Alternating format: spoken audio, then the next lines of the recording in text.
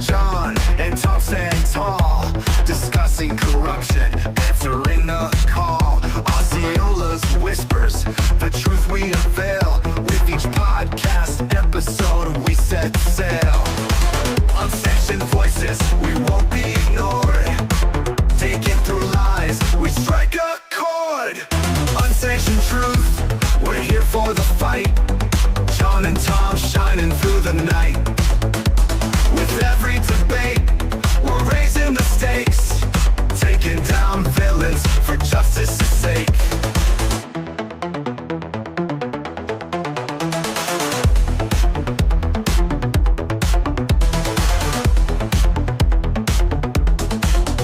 Politicians trembling, they know we're awake. With facts on our side, we're here to shake. From local elections to making it clear, together we rise, let's spread the fear. Shining the light, the darkness won't last. In Osceola's depths, we're breaking the cast. Unsanctioned truth, we're here for the fight. John and Tom shining through the night. With every debate, we're raising the stakes, taking down villains for justice's sake. Shining the light, the darkness won't last. In Osceola's depths, we're breaking the cast. Unsanctioned truth, we're here for the fight. John and Tom shining through the night. With every debate, we're raising the stakes, taking down villains for justice's sake. So tune in each week, don't miss the show. John and Tom will help you know.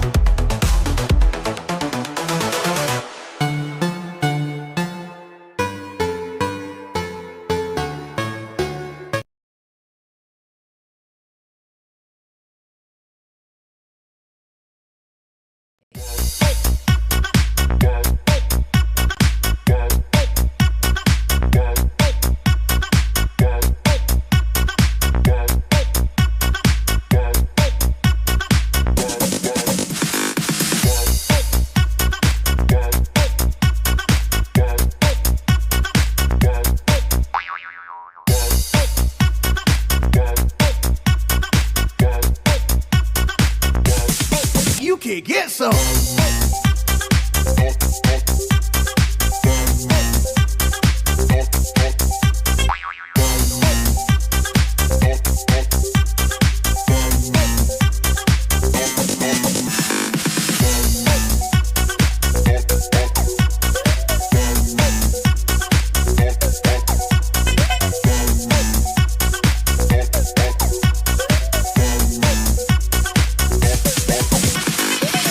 Tell you this, Florida's not going to stop leading. We're going to build off of what we've done, and we are going to continue to lead bigger, better, faster, greater, safer, freer, because the American dream is for everybody, and we're going to show the other 49 states how to get it done.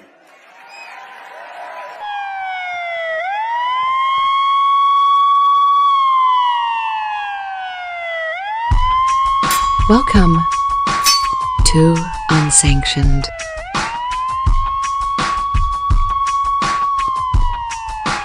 Business Network. I'm here with George DeCow. I said that wrong. I'm sorry, That's George. Right. It's Jacko. Jacko. There we go. With the Osceola County Republican Party. So, George, tell me what's going on down here today. Well, we're celebrating Black History Month in the wonderful city of St. Cloud. This is tremendous. Anyhow, we're here also during this particular event to talk about the Republican Party and what we could do for the community, what the community could do for us, what the community could do for us, what people really desire to do with the Republican Party, that they understand what our platform is and what we're willing to do in terms of voter integrity, voter elections, so on and so forth. Awesome. Anything else? No, I just wanted to see what was going on down here, talk to you, and give a little spotlight for the Republican Party of Osceola County. Well, don't forget, we're pro-life, pro-choice, pro-choice, pro-choice, pro-choice, more freedom, less government, so on and so forth, so on and so forth, so on and so forth. So if you're interested, come on down. We have our meetings held the third Tuesday of the month, about 6:30, at the Elks. They want you to trespass, and they're willing to sign a statement. Is the property owner here? There are representatives of the property here. And if, we're trying not to go that route, right? We're trying to keep everything peaceful, and if you guys would step out voluntarily, it would be best. Even if we're members? Trump has been fighting for our freedom. Where's our freedom? Right. I'm 83 years old. Where's our freedom? I understand, I but can't- those are civil issues. I'm pretty sure that. You know, it's sad, John, that is exactly what would happen if you show up to one of their meetings and they have that skeleton, George Jackow, out there, and the bride of Dracula, Valvenko, out there representing the Republican Party of Osceola County. What a complete embarrassment. But the fact remains that if you show up to one of their meetings and you're not a member, you might be subject to arrest for trespassing. It's the truth.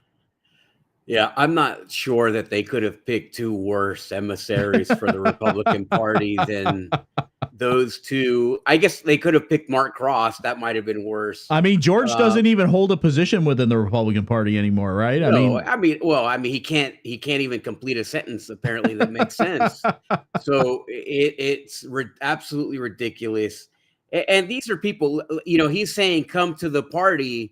And George Jackow was essentially begging the police to arrest people, including myself, at the last successful meeting that they had. They haven't had a meeting since.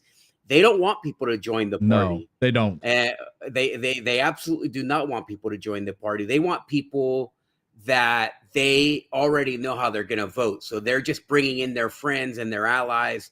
They don't want Republicans to come in and do what they're supposed to do, which is to bring forth conservative government or anything like that. They have not impacted an election since God knows when. I guess since 2006 was the last time they impacted an election, right? If you go back, they didn't do anything for the Trump election, right? They got their asses handed to them. They got their asses handed to them in 2012 and, you know, and pretty much every election in Osceola County, except for this last one. And it wasn't them. It was the FRA who had a larger effort. It was all the other groups that had a larger effort. It was the Women's Crusaders who had a larger effort. So it was, you know, it really had nothing to do with the GOP. The GOP was non-existent. No, they were sitting on their hands. That's what they were doing. They were doing absolutely nothing. intentionally, because it's a uniparty. It's a uniparty county. So, well, welcome to another episode of Unsanctioned Florida, and we have a great show. You'll have to excuse the absence. I was gone for a couple weeks in the Northeast, reminding myself why I would never live in a Northeastern city. God knows that these were the most ridiculous. Listen, the Northeastern cities, I went to Boston, I went to Philadelphia, I went to Boston, New York, Boston, Washington, D.C. Washington, D.C. is my favorite city. I really love this city that is basically founded on the principles of Americanism, but so is Boston. You know, they have the Freedom Walk where you walk along all these historic sites and you see the first public school, you see where Bunker Hill, it ends at Bunker Hill. I mean, you see all these incredible things. We went to Plymouth Rock, we looked at that, and it's just, man, how can you go so far? How can you be the birthplace of patriotism? So much history there. So much history. And they've ruined it. They've ruined it. Yeah, they've ruined it. Exactly. You the birthplace of patriotism and the death of patriotism in the same place. It's really sad. Incredible. But anyways, so it was a little break, but here we are. We're back. We're going to continue the show. We got Unsanctioned Florida tonight, and then pretty soon we'll have another episode of Unsanctioned America, so stay with us then. We have a great show for you tonight. We have a ton of stuff to talk about, not just local, but mostly throughout the state. Victories, right? Donald Trump said you're going to get sick of winning. Donald Trump winning has led to other people winning as well. In Florida, we've been winning for a long time, and that winning continues. You're going to see with our new attorney general. So we got all kinds of great stories to talk about. So let's do a quick prayer, and then we're going to get right to the show. And let's look forward to let's get busy here. All right, Lord, thank you so much. Being able to visit the northeastern parts of our, the 13 original colonies is always a blessing. It reminds us of the founding of our nation and how it got started. And then we come back to Florida and we realize that Florida is the modern revolutionary state. Florida is the free state of Florida. Florida is where freedom lives and exists and thrives. And it's so sad to see that we can be a state can be the birthplace of patriotism and also the deathbed of patriotism. And we hope that Florida never goes that way. And so we do this show in the memory of all those patriots who have fought for their communities and their states in this country. And we continue to pray that Florida always be the free state of Florida, that we always celebrate freedom here, that we never go back to the days of just ridiculous leftist leadership in this state. And thank you for helping us to avoid people like Gillum, for Pete's sake. So keep us on the path, Lord. We appreciate it. We have so many blessings here in Florida, and we look forward to taking advantage of them and making sure that we continue to push for freedom in this state and everywhere else. In your son's name, Jesus Christ. Amen. Amen. All right, let's start off with the state of Florida, John.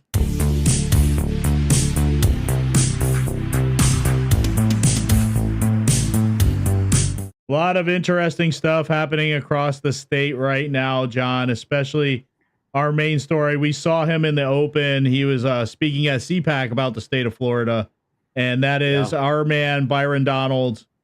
He officially announces that he is he's running for governor of state of Florida, which is great. And President Trump did share a poll showing Byron Donalds cleaning up in this race. That's how this began. And he also gave his endorsement to Byron Donalds right away.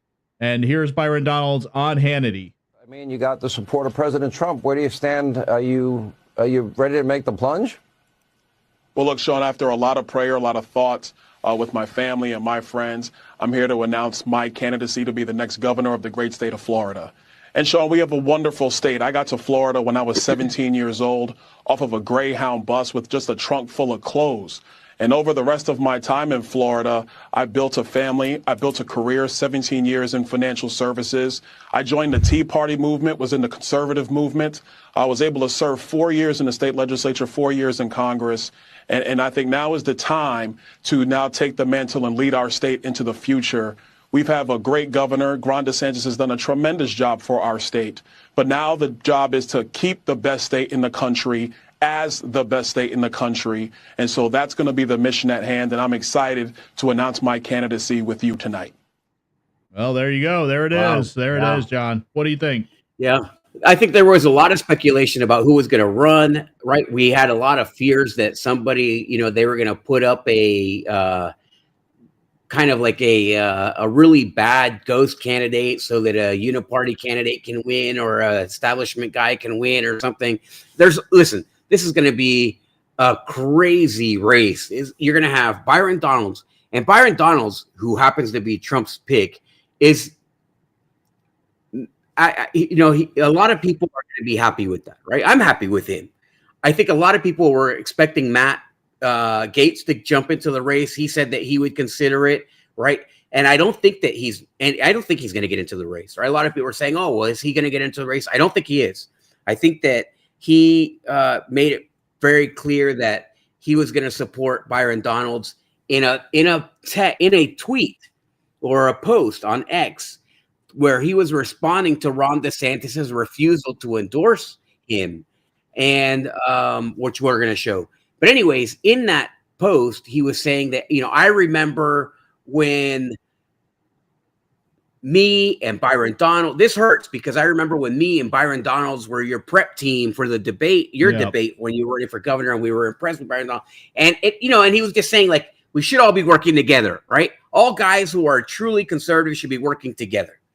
And So I don't think he's going to get in. And he has Trump's endorsement, which means that he's going to win. So now we can't discount it, because you're also going to see somebody like Wilt Simpson, RINO hack, who loves the establishment, right? This is a hornless rhino who could steal this election. They're going to attack Byron Donalds like crazy. They're going to attack him like crazy. They're going to throw his past in his face. They're going to attack him. They're probably going to use all kinds of racist tropes. It's going to be a mess. And so we'll see how that goes. Absolutely. I really pray that, for the best outcome here. And, I hope that the race also, it's going to be an opportunity for the establishment to break itself, because I think a lot of people are going to be exposed for who they really are. Yep. A bunch of RINO hacks, political hacks, and I can't wait for them to be discovered. Yeah, you're right, John. A lot of them are going to be exposed. That's for sure. It will be historic if Byron Donalds does get elected. He will be the first black governor of the state of Florida, but he would be a great governor, I'm sure. But unfortunately, Governor DeSantis wasn't as optimistic about Byron Donalds' chances. Governor DeSantis says that he doubts Byron Donalds' chances as in the gubernatorial 2026 race. Here's the governor stating his opinion on this. To endorse the congressman, and if not, who are you looking at and why? My view is Donald Trump just got into office. I want these congressmen focused on enacting his agenda. They haven't done very much yet. They're not putting his executive orders into place. We'll see what they do on the spending. But we have such a narrow majority that to be trying to campaign other places and missing these votes, I think is not something that's advisable at all. And so the reality is we've achieved victories in Florida. We need to start achieving those victories up there. So I think people look at it and say, you got a guy like Byron. He just hasn't been a part of any of the victories that we've had here over the left over these last years. He's just not been a part of it. He's been in other states campaigning, doing that, and that's fine. But okay, well then deliver results up there. That's what I want to see. I want to see them delivering results for the people of Florida. We deliver it here all the time for the people of Florida, and that's what we need to be doing. And so, I've said I'm going to be, raising money. We're going to be looking to have somebody that's going to be able to continue and build off the success that we. Well, all right. So Governor DeSantis has said what he had to say, John, but I don't know. The governor saying that Byron Donalds is off in another state campaigning somewhere. You said it in show prep. The governor did that for about a year.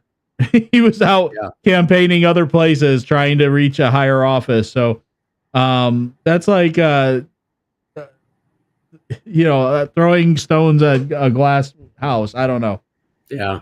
The kettle calling the pot black. Yeah. Yeah, it's true. I mean, here's the thing. I hate the fact that it's DeSantis versus Byron Donalds. DeSantis, in this whole fight with the legislature over immigration, which they settled in some middle ground, right? You saw how the grassroots stood up for DeSantis. Yeah. Right. They came out big for DeSantis. The whole reason that there was a settlement, and the whole reason that Ron DeSantis is not an irrelevant lame duck governor right now, is because the grassroots supports him before they support the legislature. They support him. They know that he is a true conservative. They want to support him. Now, DeSantis wants a say in who's going to be the next governor. Obviously, he's negotiating right now, right? Yeah. He could throw his wife in. John, we saw that. John, talk about that. Just a quick question. Now, I have talked to some people that believe that this whole fight between the DeSantis and the legislature was a setup to garner better favor with Governor DeSantis going into 2026 and 2028, so he could get regain favor within the MAGA circles. What are your thoughts on that? Do you think that this was a setup, this whole fight between him and the legislature? I doubt it. I don't think so. And here's why. Because I know that, for example, Senator Joe Gruters and DeSantis, they from what I understand, they despise one another, right? They loathe one another. Yeah. So they don't have to act for that. And I think that Joe Gruters is a Trump guy. DeSantis is now a Trump guy. I don't know if he's a forced Trump guy or if he is just a Trump guy. I think that DeSantis sees the light and he wants to be on the right team, and he wants to do at the end, he's a conservative. He's a true conservative. Sure. The problem is it's everybody else beneath them. So you have all these chiefs, high quality chiefs. You have Byron Donalds, you have DeSantis, you have a couple of other ones, right, that are really high quality leaders. And of course you have Trump, who's like the big Indian. Yeah. He's the big chief, right? Now, the grassroots, they support whoever is with Trump, right? They want the movement. And it's not just about Trump. It's the movement itself. They want the movement to continue. They want it to be local. They want it to be statewide. So you have these people that are pushing. I don't think that that's a feasible setup because, believe me, no slimy, greasy politician is going to risk their career to help somebody else, right? So you look at the people that lost. Danny Perez, what a fool he was made out of, right? Look at Ben Albritton. What a fool he looks like. Well, that's the thing, John. The thing is that those two, especially those two, they won overwhelmingly in their districts, even in the primaries, like Perez and Albritton. So did they really have anything to lose in this fight? Oh, absolutely. They've lost a ton. And I mean, now they otherwise they would have won the battle, right? If they were favored at all. Look at their. I mean, no, everybody knows the only people that's the difference, though, John, between DeSantis and these guys like Albritton and Perez is that DeSantis can go to the national media like that. He can show up on Hannity. He can show up on Laura Ingraham. Yeah. Perez can't do that. Albritton can't do that. So, I mean, Albritton didn't have an interest. He didn't show his face at all. No. He let Perez take like all the heavy consequences fell on Perez's head. Yeah. But Rick Rubin invited both of them on his show, and neither one of them wanted to show up. Yeah. I mean, listen, but I guarantee you, those two guys wouldn't sacrifice their own careers for somebody else. No, they wouldn't do it. No. And I'll tell you something else that if you look at, and here's the thing, those guys could have won the battle against DeSantis if they had chose the right immigration policy. Right. But they went with a swampy legislative objective, right? Which was to basically allow the biggest RINO in the state right now, Wilton Simpson, to basically take the lead on immigration so that he could help himself, so he could raise money, so that he could campaign for governor. Yeah, protect the money. Exactly. And so that really killed him. I mean, that killed him. If they were on the right side of that argument, they would have won. Yeah. So it's not about DeSantis necessarily. DeSantis he read the room. He picked the right side of the argument, and then he ended up winning, at least in the public opinion. I mean, legislatively, they stalemated, but it's true. Yeah, it's true. Well, the governor might be shy to endorse Byron Donalds because he has somebody else in mind, specifically his wife, Casey, who was asked point blank if she is going to run for governor or if she's exploring a run for governor. And she had this to say, John. And if so, what your pitch is to voters about your qualifications? Well, I would say one thing, to quote the late, great Yogi Berra: when you come to a fork in the road, take it. You guys can read in that what you want. Look, I mean, I think that I've had people coming up to me for years begging to get her in the fray because I think you see with her presentation. I mean, she's passionate, she's articulate, she's smart, she's got rock solid values. I remember Rush Limbaugh, late great friend of mine, and he was always upset because he thought that the spouses pulled the office holder to the left, and he said, with Casey, I don't have to worry about that. She's more conservative than you, and I think what she. All right, so there you go. I mean, basically, the governor is promoting his wife there pretty hard, pushing her pretty hard, and I mean.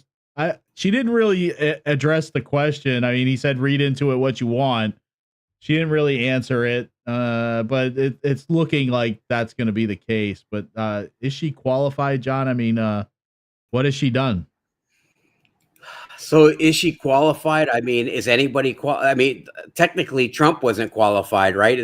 That's what they tried to tell us, that Trump wasn't qualified. So I don't care. I want the most conservative, least swampy person to win that race. I don't know. That's the biggest question about Casey DeSantis is we don't know. Is she more conservative than Ron DeSantis? Great. I'll take their word on it. Does she have any associations with the swamp? Would she reject the swamp? Yeah. Okay. That's the biggest question for me. That's the movement. That's the MAGA movement right now. Leave behind the establishment. Go out on your own. Take your chances. Take your flaming arrows, which is a phrase that DeSantis loves to use, right? When he talks about doing the right thing and getting attacked. Take your flaming arrows and move along. Yeah. I mean, I want to see that. That's what I want to see. I want to see you destroy the establishment, promise to destroy the establishment. I want you to be very open about it. And that's what will convince, that's what could convince me. Yeah. Now, Byron Donalds endorsed me in my race for Senate. So I do have a certain amount of allegiance to Byron Donalds just off the bat. Like, it doesn't matter who else is running. It doesn't matter if if Trump endorsed someone else. I owe him first dibs, right? Yeah. I mean, and he took a chance on me, and so certainly, right now, I can't. If it's not going to be Matt Gaetz, then what other competition for the MAGA movement from the MAGA side is there? Trump already endorsed. There is none. There is none. So I don't know who would even take him on. It's ridiculous. I'm trying to be objective. I'm trying to be like more news, not just be like personal John Arguello, right? Right. Because personal John Arguello, I'm Byron Donalds. Come on, let's be real. Yeah. But we're going to talk about the others on this show that are running or potentially running. We're going to cover all of them. But the thing about Casey DeSantis, John, is that we have seen very little of Casey DeSantis during the entire run of Governor DeSantis. And I know she had her health issues. Those are well documented, but we haven't really heard much from her. We haven't really seen much from her. And I think that's going to leave a lot of question marks in people's minds when it comes to Casey DeSantis. Is she, I don't know. You're telling us that she's more conservative than Governor DeSantis. That's definitely going to scare all the lefties and all the Democrats for sure. But has she proven it? Has she shown it? I don't know. I mean, we'll see. But, right now, Trump has endorsed Byron Donalds. Like you said, he endorsed you. I mean, the fact that he endorsed me, let's say it doesn't. It's Byron Donalds. It's not about favor, right? But if he endorsed me, and I'm like the most anti-swamp person. I'm very far to the right, and he endorsed and you're not hard to find, John. I mean, if you go out there and you look John Arguello, you'll find John Arguello. Yeah. He absolutely, I mean, anybody that endorses me, clearly they're sending a signal for something, right? Maybe they don't act like I'm going to act. Maybe they don't do what I'm going to do, but clearly they're sending a signal that they are against the swamp. Now, I've heard a lot of people try to accuse Byron Donalds of being with the swamp or whatever. He's with Trump. And if you're standing with Trump, then you're pretty much destroyed. He is not a Lindsey Graham. No, he's not. Okay, so I don't know. So we'll see what happens. We'll just see how it goes. Yeah. Well, I want to stay on Governor DeSantis real quick because there's been a lot of talk about the property tax issue. And Governor DeSantis talking about abolishing the property tax. In this clip, he talks about abolishing property taxes and says there is a huge problem with local governments growing who levy these taxes. Here he is. Well, we would not, I can tell you this. Well, first of all, as a philosophical matter, you work hard, you purchase land, purchase a home, maybe you have a mortgage, you pay off your mortgage, and it's like, at what point are you free and clear? And what property tax says is that you never really own your property because you got to pay rent to the government. And I just think that you have senior citizens that are on fixed incomes, and their home is now they're being told their home that they bought for $200,000 30 years ago is now worth $1.3 million, and they got to pony up and pay more taxes. And the homestead exemption is too weak to protect people. So that's a problem. Philosophically, it's a problem, but then operationally, people are getting pinched from these property taxes. Obviously, everything's gone up over the last 4.5 years. We've seen the worst inflation this country's had in many, many decades. Unfortunately, it hasn't abated. You see it in some things that are kind of one-off occurrences, like with the eggs and stuff, but you have seen an acceleration of inflation at the tail end of the Biden administration. So that's not good, and hopefully they'll be able to do some things like reducing spending to get it back under control. But so everything's gone up, groceries, all the stuff, and these taxes are really pinching people. So I think people need relief from that. Now, what I also said is, how do you do that? How do you go? That's why we want people to have a discussion about it. That's why this would be something that would be on the ballot in 26. So I haven't proposed a specific amendment because we're going to continue to work with people. But I will tell you this, that, and I think that's one of the reasons we want to do the DOGE on local governments. There is a huge problem with growth of local governments throughout Florida. That's just a fact. And so let's get in there and let's look at this. Let's be transparent about it. And I think taxpayers will be able to identify ways that they can spend less. I mean, I saw some figures from one of the, I think it was Broward in South Florida. Like the last 5 years, their budget's grown 82%. And they've had no increase on net in population. So how does that happen? Now, we have had inflation, and there's some certain things, but that's a big increase. So we're going to approach this very thoughtfully. But the reason why we want to do this is to give people relief. So when they put out stuff saying, "Oh, somebody," they can't attribute it to me because I've never said it. Although that doesn't stop them. You know, it's funny because we're getting ready to do the legislative session. I know these guys are still filing legislation. What the media likes to do, they like to find some bill that they can demagogue or claim is crazy, and they'll say, Florida files, and then they'll have my picture on the article. And it's like, well, wait, what do I have to do? Did I file it? No. Well, you know, real quick, though, John, property taxes, abolishing property taxes. I'm absolutely, let's do this because I know my parents, for instance, they're paying property taxes. They're retired. They don't have any money for this. You know what I mean? And yes, the property value has gone up on their home. So, you know, it's not fair to them. It's not fair to me. It's not fair to you. How are they going to replace this money that they take in? I don't know. But if he's going to implement DOGE here in the state of Florida, I'm all for that too. Absolutely. Let's get this done, you know, and do it transparent, like you said, but let's do it. Let's get it done. Let's find some of this money because we know that local governments have been growing. We know that we have an issue with these local governments taking in all this money and what they do with it. Look at the gas tax we have here in Osceola County. That is far greater than the taxes they have in Orange County. So like every time I go to get gas, I go get gas in Orange County.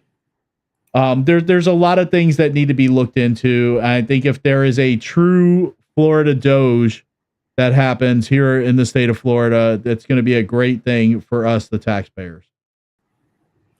I don't think that there's going to be a Florida DOGE, and I'll tell you why. The legislature wouldn't be able to survive it. And I mean, it's a joke, but at the same time, they wouldn't survive it because their incomes are really made based on the access that they're selling to lobbyists. Yeah. And so people like CFX, you think CFX is going to survive? Oh, no. You know, like no. GOA, the airport authority. No. I mean, they're probably well run. I would imagine, right? Nobody's ever heard anything bad about GOA, right? No. I've never heard anything bad about GOA, but do you think that they would support it to, survive a DOGE kind of situation? I don't think so. No. I know that CFX wouldn't, and I'll tell you why, because they have somebody like Brandon Arrington as their chairman. That tells you already that they're run by morons. Yep. So you think that they're actually going to survive you think Brandon Arrington would survive a DOGE inspection? Come on, would Osceola County survive DOGE? No. No. And is the uniparty alive and well in Osceola County? Of course it is. It's the dominant force. So you think that they're not going to go and send their senator and their representatives, even the federal congressman, Darren Soto, who's become, I don't know what, since he got elected to Congress, he became dumb and deaf, to anything that makes sense. So I don't think that those will ever happen here because Republicans are just as bad as Democrats here when they're part of the establishment. It is true. It's true. So I don't think that will ever happen. But the property taxes thing, I think that this is a great idea. It's Ron DeSantis. You know what Ron DeSantis, what I like about Ron DeSantis is not a personality guy, right? Ron DeSantis does not charm you with his personality.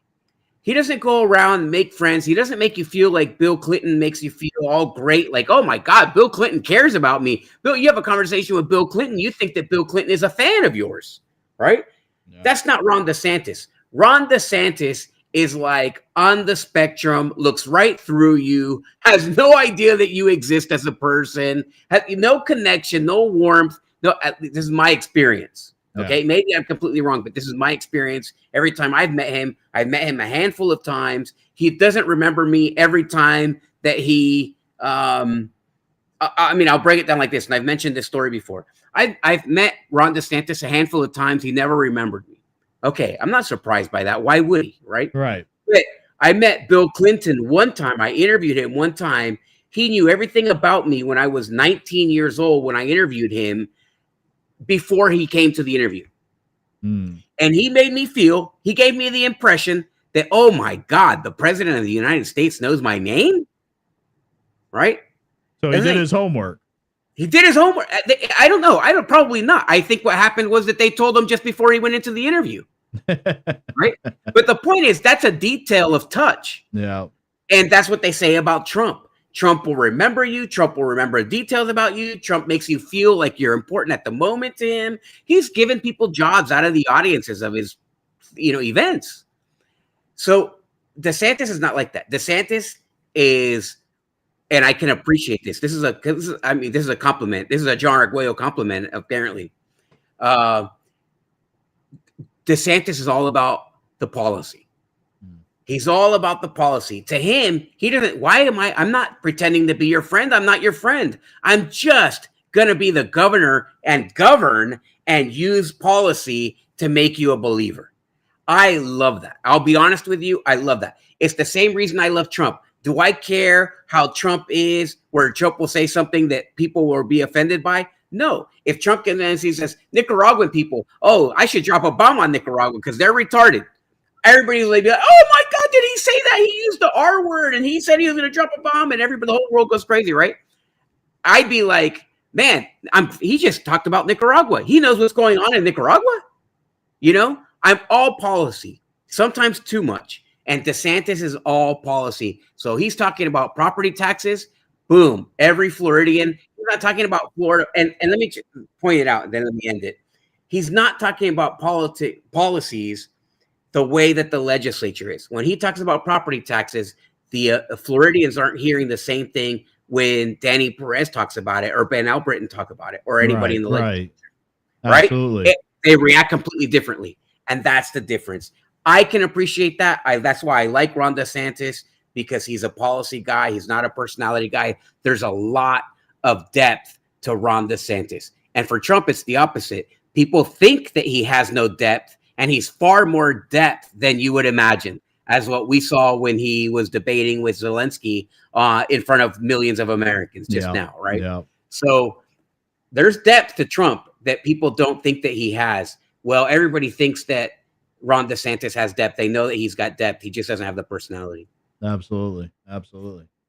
All right, John. So let's get back to some of these hopeful governor candidates, I guess. So let's start off with Uncle Wilty, Wilton Simpson. This story was actually very interesting to me that they put this out here. But Wilton Simpson directs the Department of Agriculture to implement name change to Gulf of America. This is the most. Yeah, this is a puff piece, absolutely puff piece. There he is, Uncle Wilty. This is the story. While legislation has already been filed in the Florida legislature to ensure all official state documents, maps, and references be changed to reflect Donald Trump's executive order renaming the Gulf of Mexico as the Gulf of America. Agriculture Commissioner Wilton Simpson says he just can't wait that long.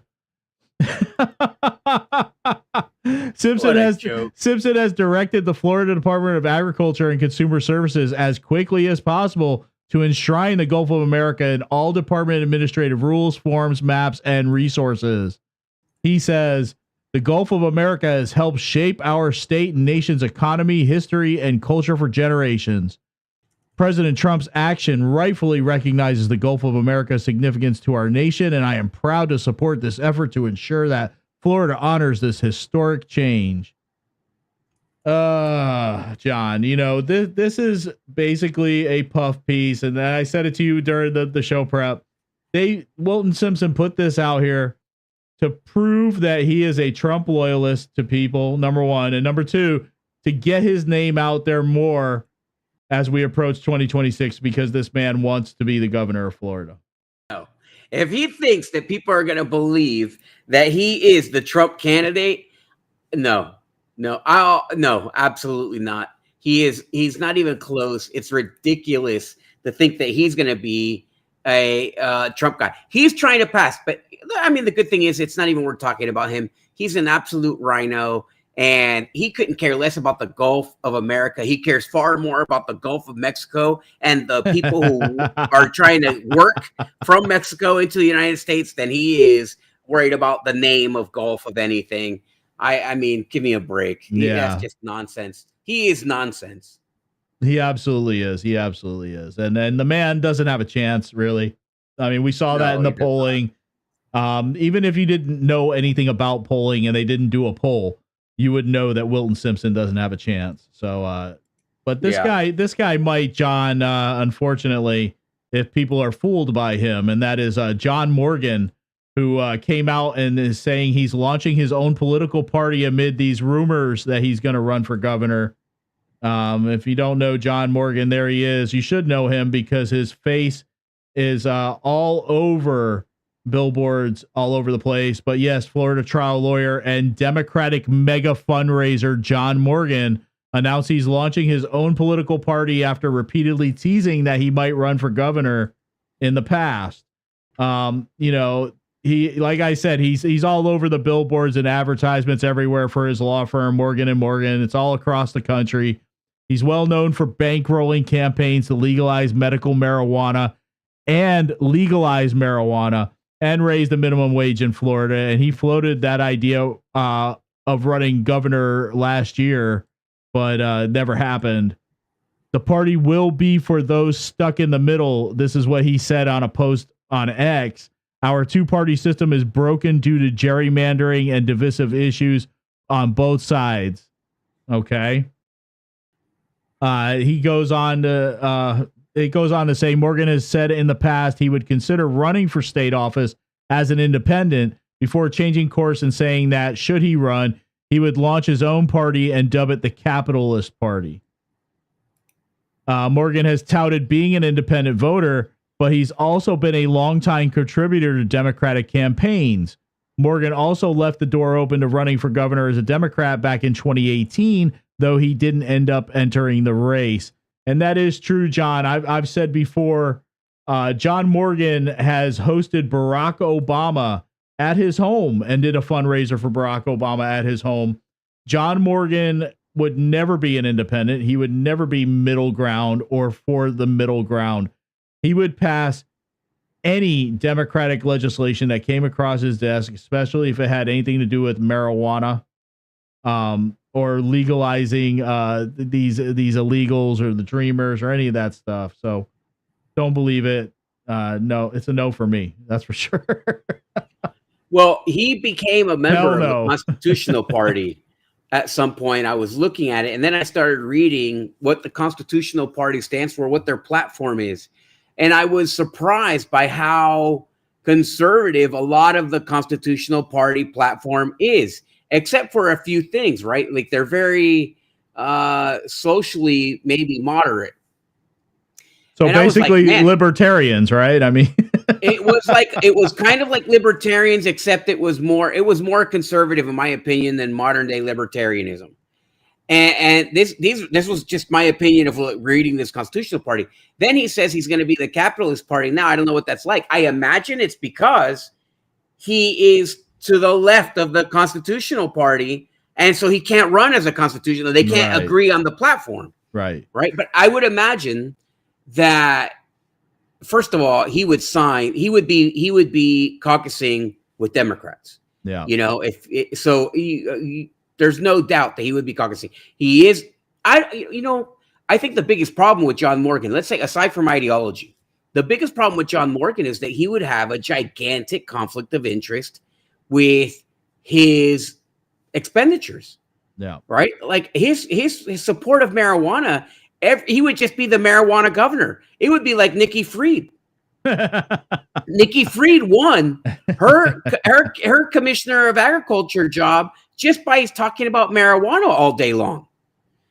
And so, and that's why she won. And John Morgan thinks that he can win on marijuana too. I'm sure of it. Yeah. In their mind, they think that they're going to get a bunch of votes on that. I don't think that people are going to vote based on marijuana. They might for commissioner of agriculture, but they're not going to vote for, not for everything, not for overarching principles. No. So I don't know. I think it's interesting. I think it's fun. I think it's a great time to be interested in politics.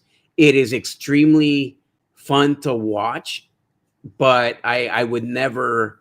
I can't see myself voting for John Moore. First of all, I will not. No. But if I'm being objective, I'm not sure. By the way, I saw his billboards all up in the Northeast as well. Yeah, he's everywhere now. He's everywhere. He's the largest private injury firm in the country, and I saw his billboards. I think it was either in New Jersey or New York or somewhere like that. I don't know. Would he be a good governor? What has he ever done besides be a lawyer? Yeah. I don't know. He's an old guy. He's not a spring chicken. No. So what has he done for the public good? Nothing. Besides, besides his law firm, nothing. And that's the thing, John, what does he bring to the table besides that? And then it's going to be marijuana and legalized marijuana in the state of Florida. Well, personal injury firms are one of the reasons that our car insurance is so high, and one of the reasons that our home insurance is so high. At least that's what they, I'm not going to make the argument for him, but I'm going to say that isn't personal injury lawsuits and litigation one of the reasons that they say that the cost of insurance in Florida is so high? No. And the man is a liberal Democrat. Let's be real about this. He absolutely is. The Democrat Party would love to have him. I'm sure they would take him in a heartbeat right now. But the thing is, John Morgan knows that the Democrat Party in the state of Florida is in shambles. There's no way he would run as a Democrat right now. Nikki Fried he's like, oh, well, Nikki Fried's the chairperson. Oh, forget that. I want to actually win. That's a guaranteed loser. He knows not to run as a Democrat. So no, that's like tying your lifeboat to a 20-ton anchor. The Democrat Party is not here in the state of Florida. You're not going to win under that banner. But anyway, our new AG, John, like the guy. James Uthmeier. Yeah, he is going after Target. He's going after Target hard. He is filing a class action lawsuit against Target for misleading shareholders by pushing radical LGBTQ merchandise designed to sexualize children. Here he is, John. I'm Attorney General James Uthmeier. Today, at my direction, the Florida Office of the Attorney General, along with America First Legal, is filing a class action lawsuit against the corporate retail giant Target for misleading shareholders and pushing a harmful leftist agenda at the expense of shareholder returns. While Target told their investors they would keep the company out of controversy to protect the stock price, the retailer engaged in a marketing campaign targeting and sexualizing children. You'll remember Target promoted rainbow sports bras for boys, children's swimsuits with transgender features, and books for kids that ask them to question their biological reality. This radical campaign predictably caused Target's stock price to plummet, wiping out $10 billion in market value in just 10 days.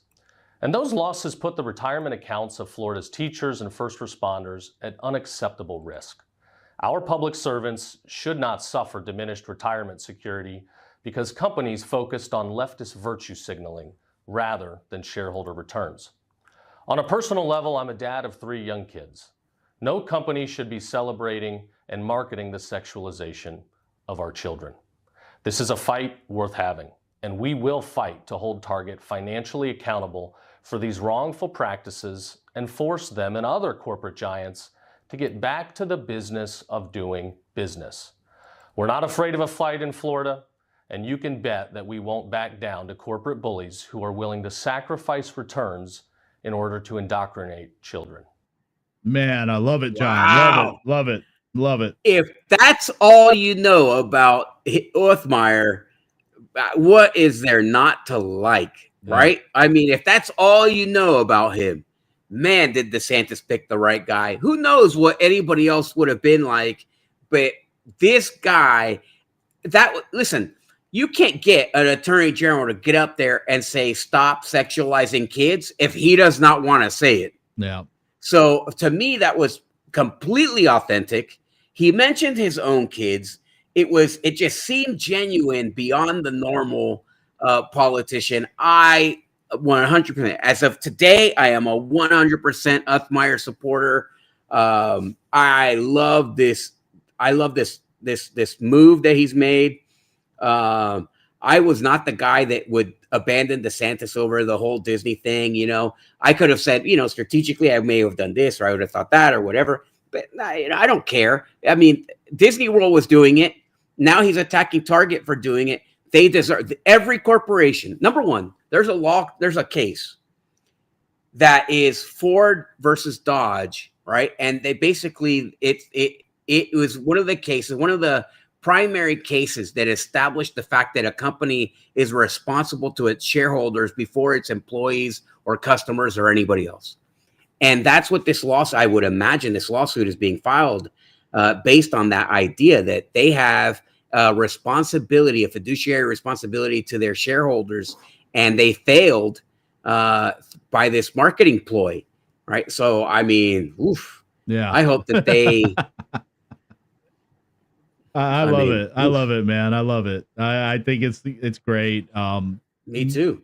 In Florida, these companies won't play this game anymore. And then what's going to happen? Everybody's going to leave, which is not a great byproduct, but everybody's going to leave these other crazy states and they're going to move to Florida. Yeah. And that's going to increase the tax base, which is what a government loves. Is that my favorite thing? No, I'm going to have to go buy a 500-acre property somewhere so that I can keep my boundaries away from my front door. But at the same time, when he's talking about swimwear with transgender features, he's talking about the swimwear which had the tucking. Unbelievable. Target, you deserve this more than anything. So yeah. But let's move on to this guy, John, and what an embarrassment. Who votes this guy in the office? Who keeps putting him in the office? I don't know. Who votes for these clowns? He is an unserious lawmaker, this Maxwell Frost. I always call him Obama Light or Obama Jr. because he comes from the same background as Obama, right? I call him the boy Congress, causing trouble. That's what he's known for, and he doesn't give a damn about your tax dollars. He proves it right here in this House Oversight Committee hearing. People like the grifter in chief Trump and President Musk are openly using their public offices to enrich themselves to the tune of billions of dollars. So if we want to look at waste, fraud, and abuse, which I'm down to do, why is there complete silence on the other side of the aisle about looking at the complete grifter that is the President of the United States and the richest man on the earth, which is looking into things like Social Security and different things like that? Why don't we investigate the real corruption? Hold off. Point of order. I reclaim my time. Point of order. Mr. Chairman, point of order. Hold off. There was a point of order when you said something. Who asked for it? Mr. Higgins, would you like to revise your remark with respect to improperly identifying the President of the United States? I'll say President Musk and grifter in chief Trump. All right. Grifter in chief. Hey, Mr. Chairman, point of order. Wait a second. If I wanted to challenge someone to a fight, they would know it. Thank you. Chairman, if Mr. Musk actually came here, then maybe the rules All of right. the committee I heard would no apply to disparagement him. of the I'll say You were something right. else. We'll save a lot of time. I'll say something else. Okay. All right. Jeez. We're going to let Chair recognize Mr. Frost. You still have 349. You're going to maybe revise the disparaging comment about the president because that's supposed to be our decorum here. And It is supposed to be. President Musk and the President of the United States, Donald Trump, who is engaged in grifting of the American people, often use their public offices to enrich themselves.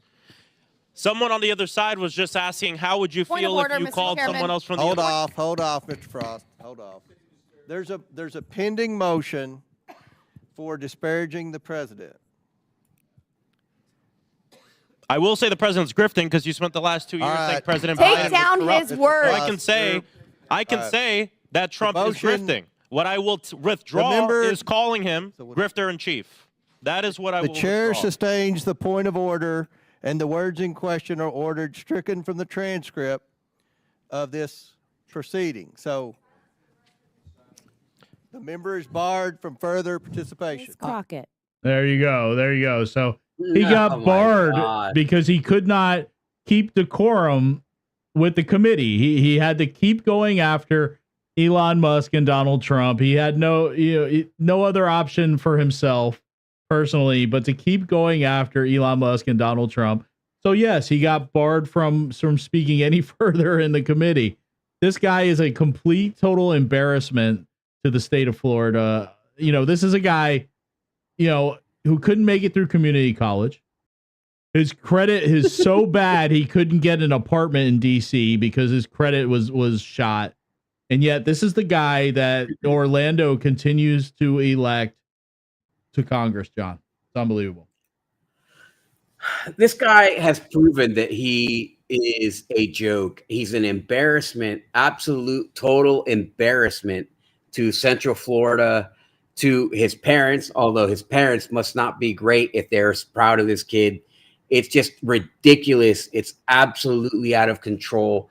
The longer he's there, the more brazen he gets. And it's just, it brings a sense of ridiculousness to Orlando. Look at this guy. What's the other person's name? I can't remember. We talked about her in the pre-show. Jasmine Crockett. Yeah, I like this, this ghetto princess here who she thinks she's like this, she thinks she's the queen of the universe because she made it to Congress. Yeah. I mean, but you're an embarrassment to your community, just like that mayor in Illinois who just lost her seat. And this guy, I mean, come on, Orlando, Central Florida could do so much better. They could do so much better. It's just a shame. Yeah. And it's embarrassing. They just keep putting him in there, John. They just keep putting him in there. Hopefully, Orlando will sooner or later learn their lesson on this guy and decide to go a different direction. We'll see. Yeah. They had their chance this last time with a really stand-up guy. And, anyway. All right, John. So let's move on. We're going to leave the state of Florida. Well, no, we're not leaving the state of Florida.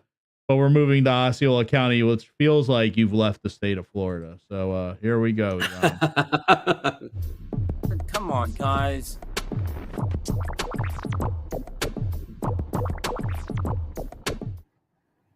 All right. So here we go, John. This is a very interesting story. And I actually had a little bit of a back and forth with a friend over this because I don't know. My radar is up on this one, John. But, the legislature and the governor came to a compromise on the immigration issue.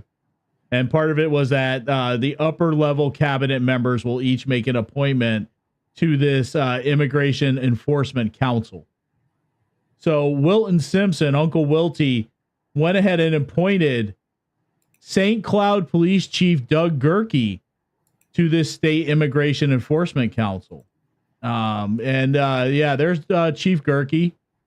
And this is what was said. So, yes, Florida Commissioner of Agriculture Wilton Simpson, as a member of the State Board of Immigration Enforcement, announced the appointment of St. Cloud Police Chief Doug Gerke to the State Immigration Enforcement Council.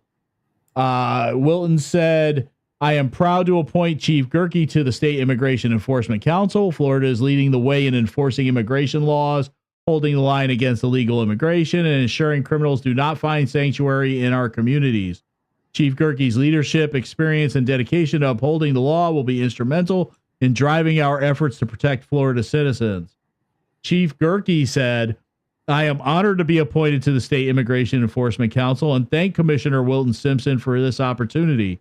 Ensuring the safety and security of our communities is a top priority, and I look forward to working with fellow law enforcement leaders to provide meaningful recommendations and assistance to the board to further strengthen the legal immigration enforcement efforts across Florida.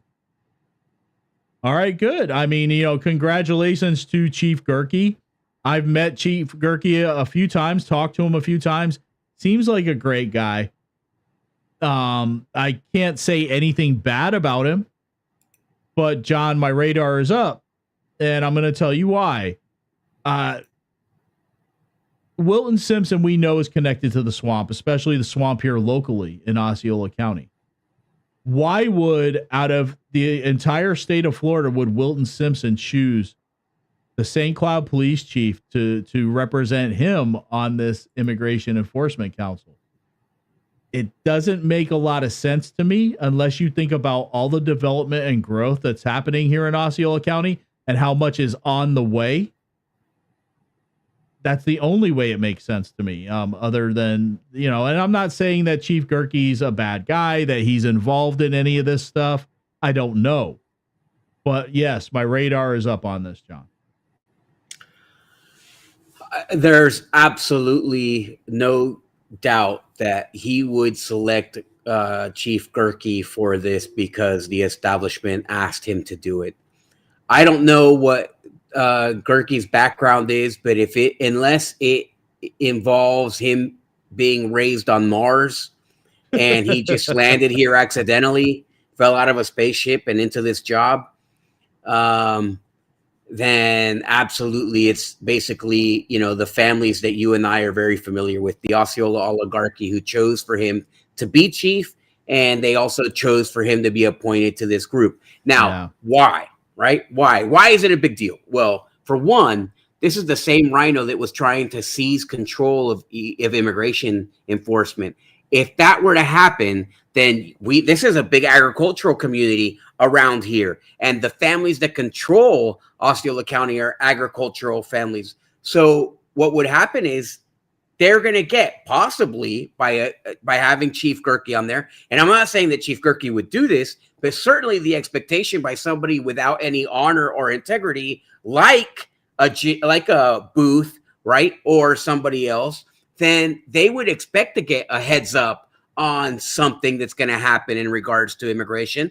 And they would also expect, in the reverse, to be able to influence something from happening at that illegal immigration council. So absolutely, I mean, my radar's up to it. And that's not to say anything bad about Gerke, the man, or Gerke, the chief. It's about the establishment in Osceola County and how it operates. Yeah. Nothing here operates without them trying to get their dirty fingers into it and make everything turn. They're like Biden. They have the Midas touch in reverse. Everything they touch turns to crap. So, and they try to touch everything. Yeah. So that's the bottom line. Yeah. So absolutely. no matter how great he is, this does not make him look good. No. To people who know or are familiar. That's the thing, John, is that that they have a reason for everything they do. They play chess very well, and there's a reason why they chose him. I don't know. Maybe they think that he'll play. I don't know. We'll see. I'm sure that they think that he's going to play. Time will tell. Absolutely. Time will tell. That's for sure. St. Cloud is taking up a lot of the Osceola County segment of this show, John, because St. Cloud, a lot of angry residents in St. Cloud, and some of them are angry about their water bills, and rightfully so. St. Cloud residents are voicing their frustration over these rising water bills, and here's the story. With high water bills, the utility company says one of the issues is faulty water meters. And Fox 35's Randy Hildreth is digging into the issue that's costing customers a lot of money. I did also reach out to the Toho Water Authority directly. Now tonight I am still working to get more information about how widespread this equipment issue is and how quickly it will be resolved. But I can tell you in general, residents are not happy. We were so much better with St. Cloud Utilities, and Toho really needs to go. St. Cloud resident Jacqueline Cruz says Toho customers are paying too much. She says her family of 3 was averaging about $100 a month with St. Cloud Utilities, but they've seen a jump since switching. Once it changed to Toho, my bills jumped to $150 and then steadily increased to about $170. And she's not the only one. Looking through Facebook comments on the topic, post after post of others complaining as well, some saying their bills have doubled. I've gotten multiple phone calls, emails, social media messages related to the high water bills. St. Cloud Mayor Chris Robertson says he's reached out to the authority with residents' complaints. The CEO, he's given me multiple issues, reasons as to why their bills may be high, and he's going to go through each one of them. And we reached out to Toho Water Authority Tuesday for a comment. No one was available for an on-camera interview, but the company did direct us to their website, where it acknowledged there has been an increase in customer questions regarding billing. It gives a variety of reasons for the increase, including the addition of a 5% rate increase, which was approved in 2023, additional customer usage, and faulty equipment. The company says it's working through device equipment failure, which isn't accurately reading meters. Toho says it's working to fix it, but no timeline was listed. Meanwhile, customers say they want the issue addressed quickly. Our bills need to decrease. I don't think that anyone can withstand inflation plus these added utility bills. The Toho Water Authority did also direct me to a page where customers can submit information about their billing issues and questions, and they said that they will work to figure out if it's an equipment issue or something else. And again, we are still working to get more information about the story, and we'll keep you updated. Reporting tonight. All right, John. So real quick, before I cut to you, I just have to say this because it's really funny to me that back in 2022, when the city of St. Cloud decided to sell, and it essentially is a sale. They'll tell you it is a lease of managerial services, but it's a lease that they can never get out of. They can never get out of this lease. It's impossible for them to get out of this lease. But back in 2022, Mayor Chris Robertson put a big, giant Facebook post out saying that he was in favor of this sale of giving the services of St. Cloud Utilities over to Toho. And this was a sudden change for Mayor Chris Robertson because prior to that, he was against the sale of St. Cloud Utilities to Toho, and he was against it for years prior. So, then he came out, he said he was all in favor of this sale. And now we're seeing that many residents are seeing these huge spikes in their, And then he was supported for mayor by the establishment.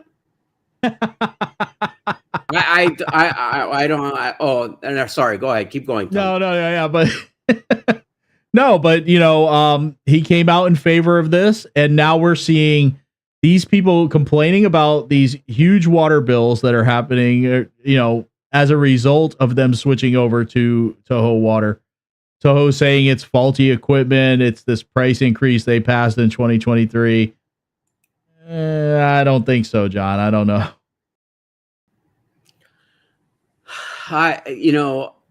No, this was a terrible move by the city to send it off.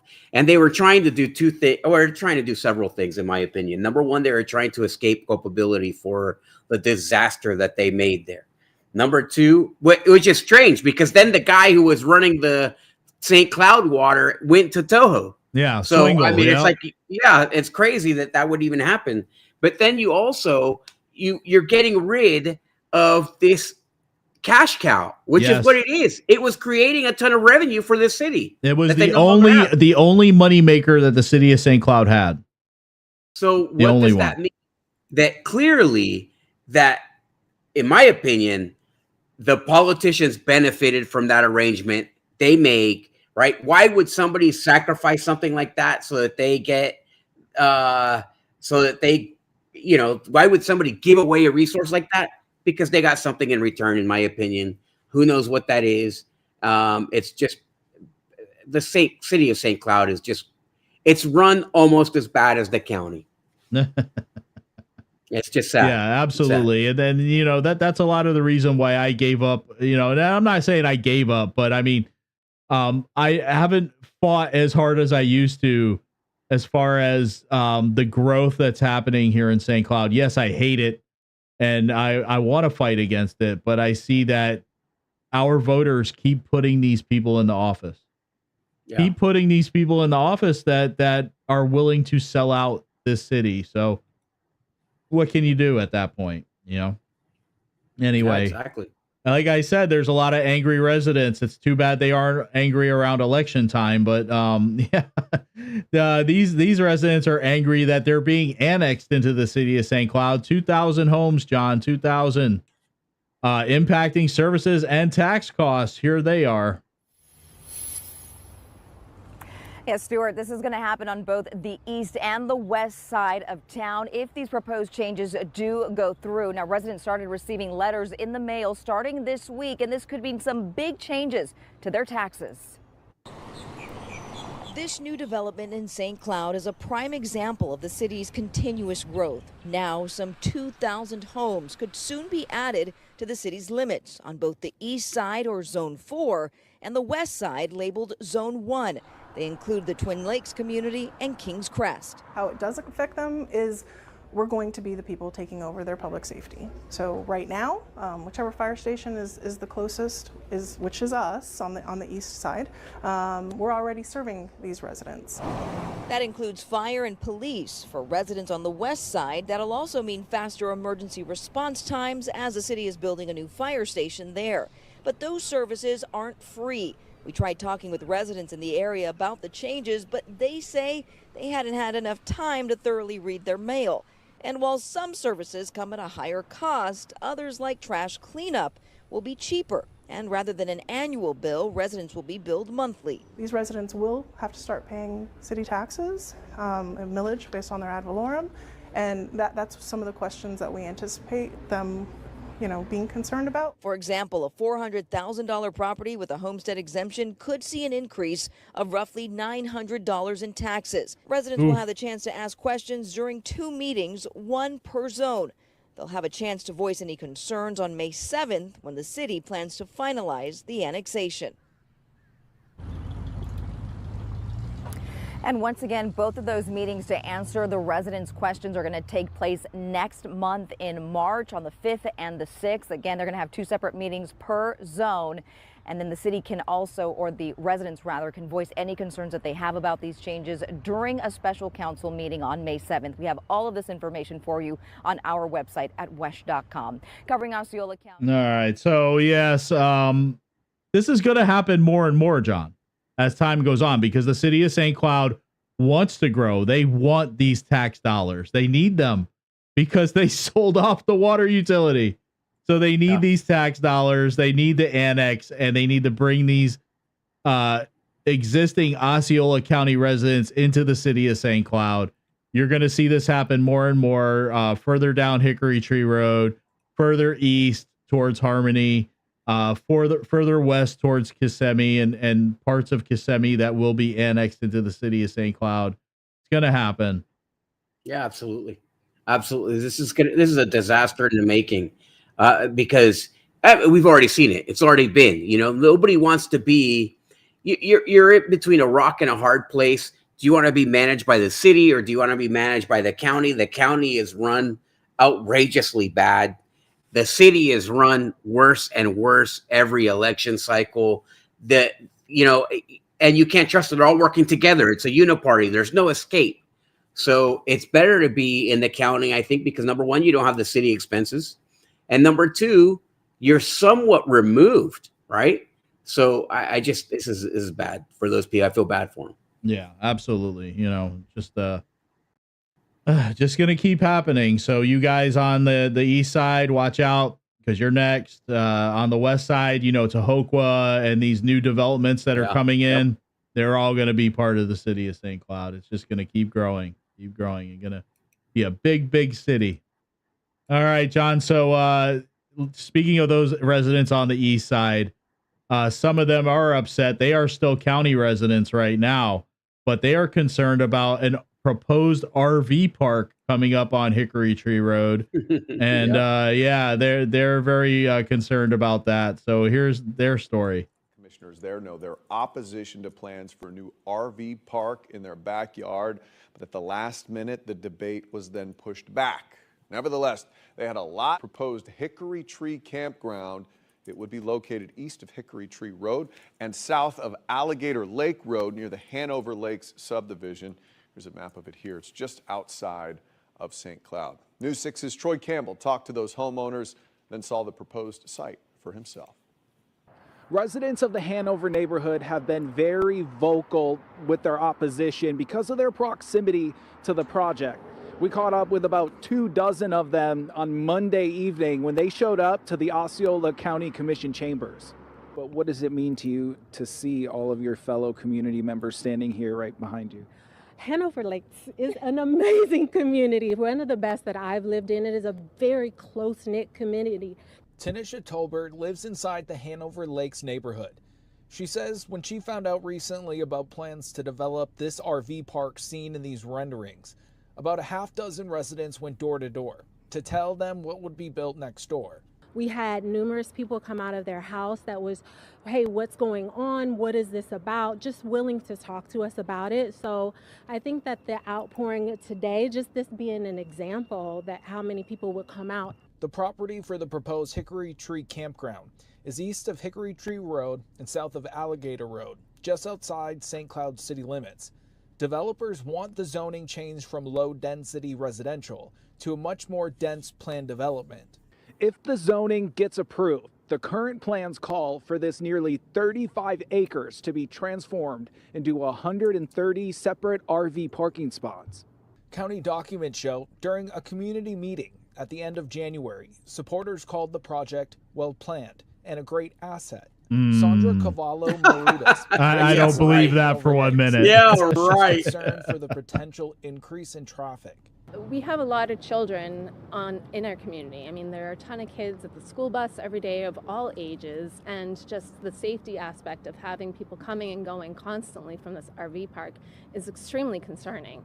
Resident Jared Brown says he's concerned the RV park won't remain a short-term facility. If you look around the Kissimmee St. Cloud area, every community that's labeled an RV park becomes a trailer park.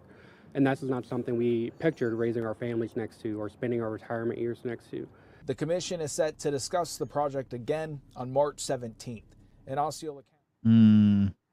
You know what's funny, John, is that these residents, and it's like I said earlier, you can be upset about it all you want right now, but it's going to fall on deaf ears. You go before these commissioners, they don't care. They might act like they care for the moment, especially the one in District 5. And we both know him. We both know how he is. He'll pretend like he cares for a little bit until you guys give up and you go away. And once you give up and go away, it's going to pass. It's going to happen. And there's nothing you can do about it. It's coming. Absolutely. All that growth on Hickory Tree Road is going to happen. But really, John, they're putting up all these developments on Hickory Tree Road. They want to put an RV park there. And you know that these RV parks, especially with 130 spaces, it's going to become a trailer park. That's what it's going to be. So, I don't know, John. I mean, nothing is going to stop development, right? And nothing is going to stop this encroachment. And they don't care. The people who are managing this growth don't care how you feel about it. But one person can vote no, the 4 will vote yes. That's if that person comes out and complains, like that person's community comes out and complains. They're going to continue to do this until it has a substantial effect on the elections. They're going to keep doing it because there's just too much money at stake, and these people could not care less. They don't have a vested interest in the outcome. They only have a vested interest in the outcome for them personally at that moment.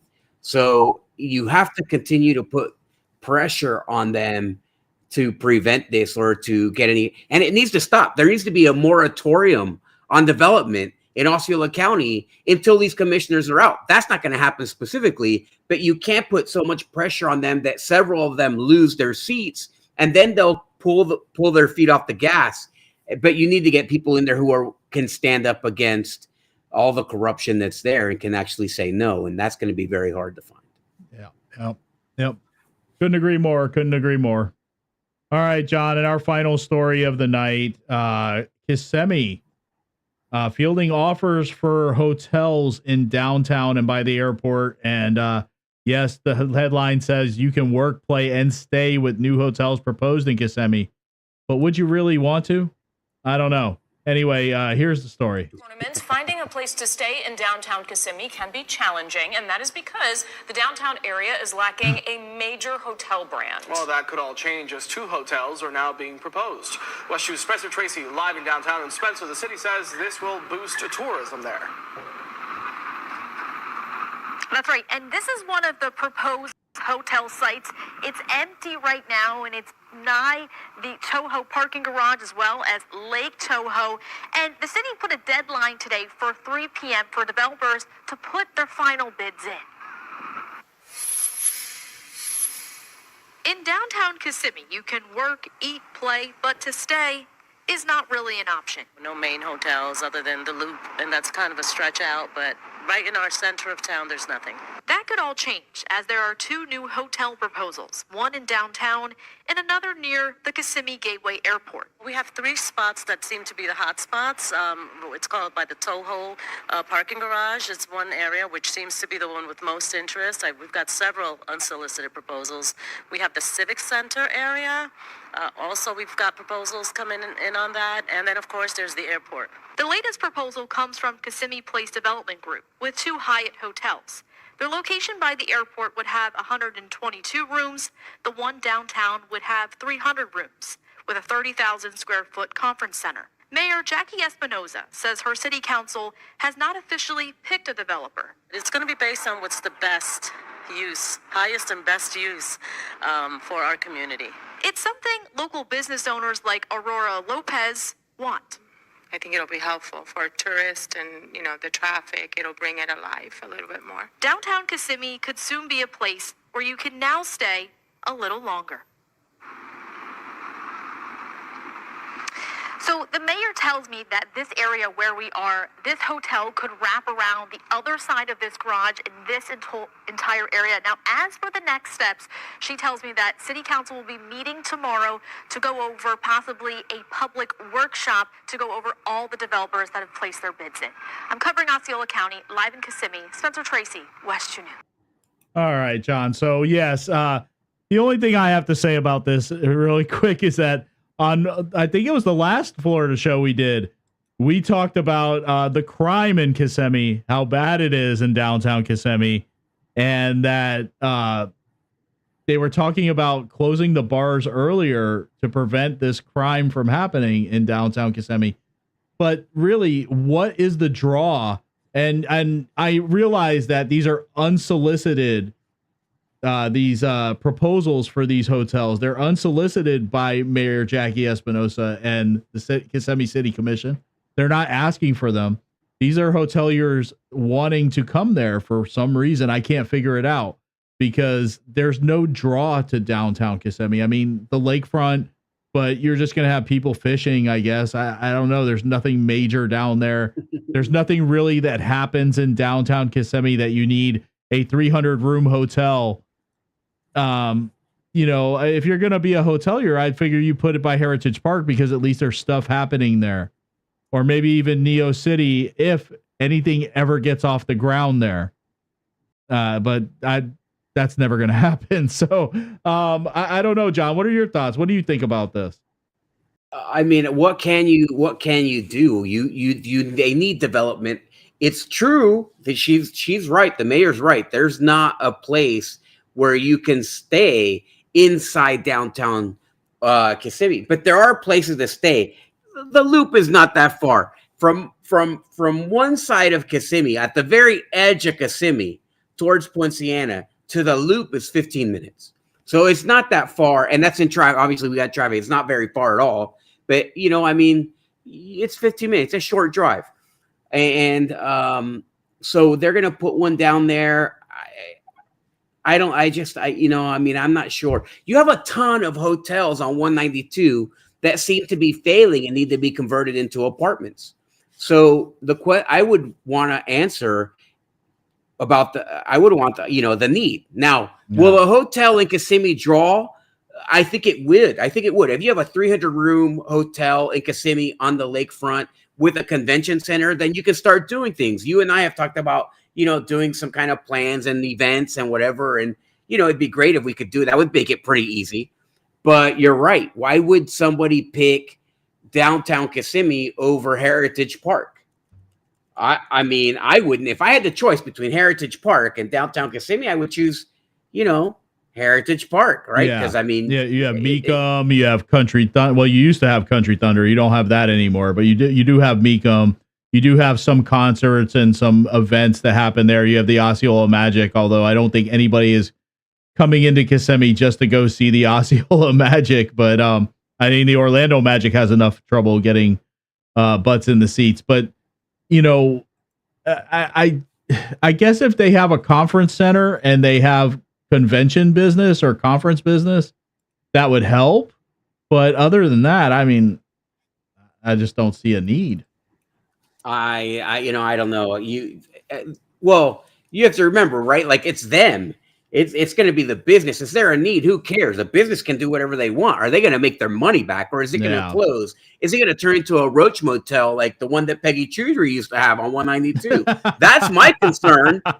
That's my concern. Is that right? Like, what's going to happen? I feel like, what's going to happen to this project? And I don't want a failure. Right? You want things to be successful, so. You got to worry. I mean, there's a little bit more. I have more faith in Jackie Espinosa than I have in the county commission, right? It's clear as day that the county commission has no idea what the hell they're doing.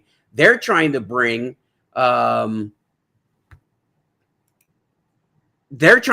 things to Osceola County, and that's not working. So if they can do it, then good, more power to her. I mean, I hope it's a success. I would love to be able to celebrate it. I'm not so happy about the purchase that they made with that Kmart building. I don't think it's the job of the city to do that. So I'd much rather this, where they're seeking somebody to come in and do it, than they are doing it themselves. I think that's idiotic for a city. With the Kmart was the county commission. So, absolutely, we can't trust anything they did. Was it the city commission? Yeah, it was the Kissimmee City. But that was prior to Jackie, right? Because they picked it was. No Way Jose and Cheryl Greed to handle this, but I have more faith in Jackie Espinosa than most of the politicians that are elected right now in Osceola County. So I'll tell you that every experience I've had with Jackie Espinosa has been a positive one. I believe in her. She is not fielding these offers for these hotels. These hotels are coming to her. So absolutely, I could see no fault lies on her if these things fail. It falls on the hoteliers because the hoteliers want to be there. So if they want to, put up a hotel with 300 rooms and they don't sell a single room and they're empty half the time, and it becomes like that Roach Motel you're talking about that Peggy Chowdhury had, who knows? Maybe they could turn it into office units or something. I don't know, but yeah, I still don't see the need, but hey, you know what I mean? Anything to spruce up downtown Kissimmee. And I'll tell you something, John. If you were to compare downtown Kissimmee with downtown St. Cloud, I would say downtown Kissimmee all the time. Only because downtown Kissimmee is much more developed, much nicer. Would I be down there late at night? No, not at all. But not with the problems that we've been reporting on. No, not at all. Not at all. But downtown St. Cloud, they want to put a hotel there too. Or actually they want to put it on the lakefront, but you would never sell a room there. Never. So I mean, you got to wonder, right? You got to wonder what exactly it is that they're thinking and why they're doing this. And I would venture to say that, there might be enough room. There might be enough, but we'll see what happens. And you know, I wish them well. I hope that it's a good decision. I hope that somebody does come. If I had a hotel there, I would put events there as long as it's reasonable. Now, can they make it reasonable? I don't know. You know, can they do that today and make it reasonable? That doesn't mean that somebody wouldn't do it, right? Because business is a long-term commitment. It's not a short-term commitment. So, I mean, I don't know. We'll see what happens. I mean, weren't they building apartments like crazy? So now they have a place where they could put a hotel. I mean, maybe it's pointing to a slowdown in the housing market. I don't know.